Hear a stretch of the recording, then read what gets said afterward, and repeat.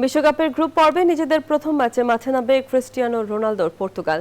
Group কেতে তাদের প্রতিপক্ষ 52 বছর পর বিশ্বকাপে ফেরা ডিআর কঙ্গো।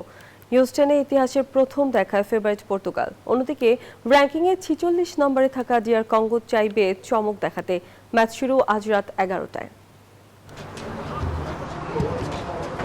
বিশ্বকাপের আলো ঝলমলে মঞ্চে আবারও হাজির ক্রিস্টিয়ানো রোনালদো। 41 বছর বয়সেও যার চোখে একই স্বপ্ন, ট্রফিটি একবার ছুঁয়ে দেখা। আর সেই স্বপ্নযাত্রায় প্রথম পরীক্ষা আফ্রিকার দেশ ডিআর কঙ্গোর সঙ্গে। 2002 সাল থেকে প্রতিটি বিশ্বকাপে খেলছে পর্তুগাল, তবে বারবার ফিরতে হয়েছে হতাশা নিয়ে। তাই এবার রবার্তো মার্টিনেসের অধীনে নতুন স্বপ্ন দেখছে পর্তুগিজরা।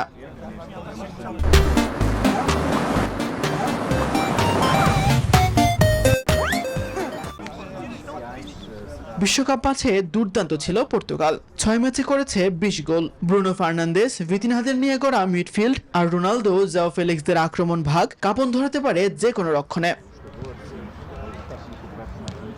তবে গল্পটা শুধু পর্তুগালের নয়, ডিআর কঙ্গোর জন্য এই ম্যাচ এক ইতিহাসের পুনর্জন্ম।